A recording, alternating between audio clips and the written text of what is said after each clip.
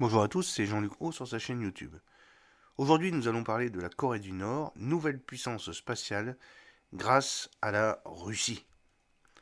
Le vendredi 24 novembre 2023, le dirigeant nord-coréen Kim Jong-un a célébré une nouvelle ère de puissance spatiale après la mise en orbite cette semaine d'un satellite espion.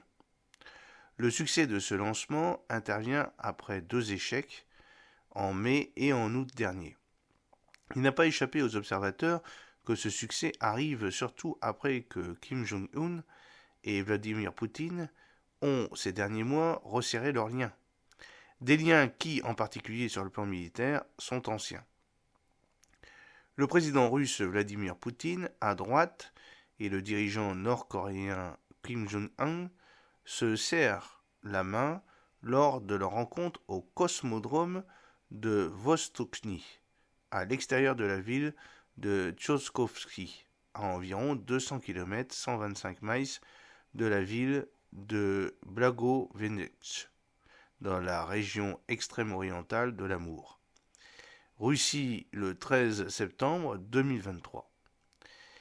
Pendant la guerre de Corée, l'URSS avait soutenu Kim Jong-un, le grand-père de Kim Jong-un, et dès cette époque, Moscou a noué des liens étroits avec Pyongyang, pointe Cyril Brett, chercheur à l'Institut Jacques Delors et spécialiste de la Russie.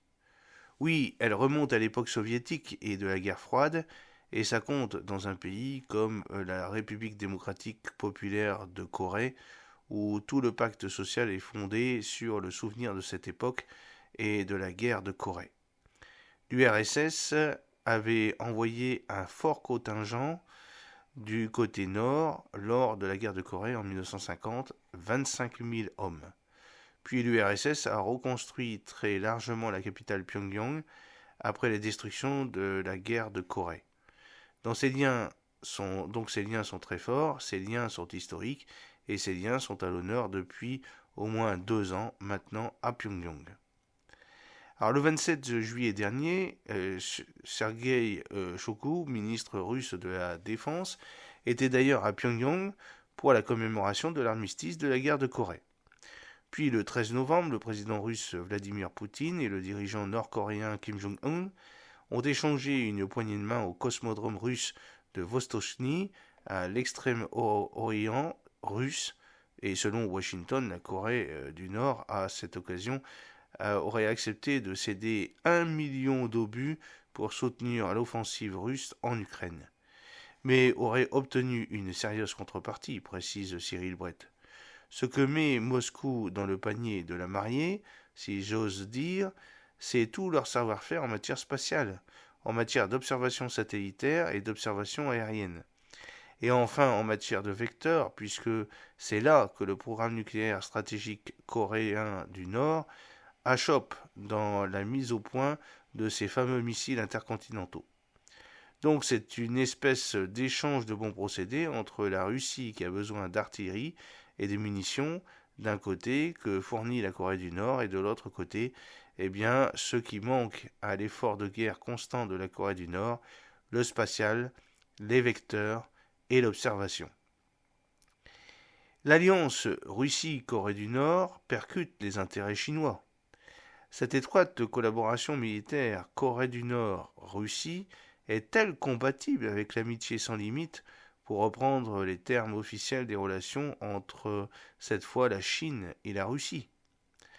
Russie et Corée du Nord doivent faire preuve de retenue, a réagi Pékin. Ça, c'est pour la forme diplomatique. Mais la Chine a laissé filtrer son agacement après le lancement du satellite espion nord-coréen, nous dit Stéphane Lagarde, correspondant de RFI à Pékin. Oui, ça fait longtemps que la Chine est gênée par son turbulent voisin. Il faut savoir que quand il y a des essais nucléaires dans les montagnes nord-coréennes, la terre tremble jusqu'à de l'autre côté de la frontière, ici en Chine, et la Chine n'apprécie pas du tout. Pékin tonne contre le régime des Kim. Mais depuis quelque temps, c'est vrai, il y a eu un adoucissement. C'est en tout cas ce qu'on a perçu ici de la position chinoise vis-à-vis de son allié nord-coréen. On l'a vu notamment lors du discours de l'ex-ministre de la Défense au dernier dialogue de Shangri-La.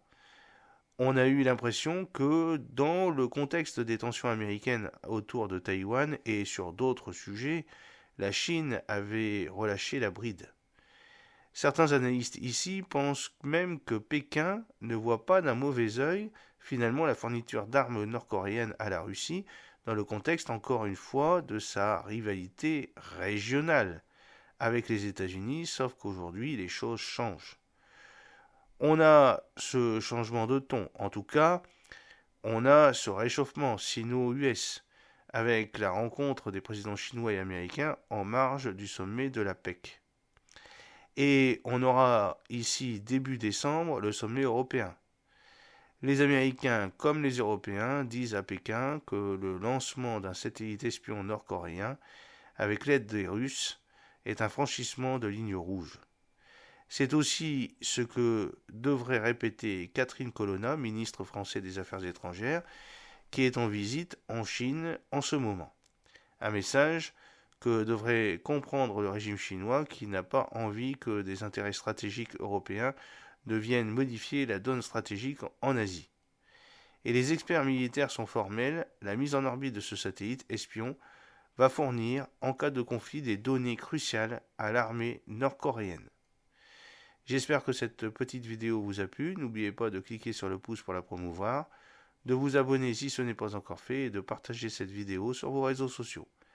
A très bientôt, fidèlement, Jean-Luc O.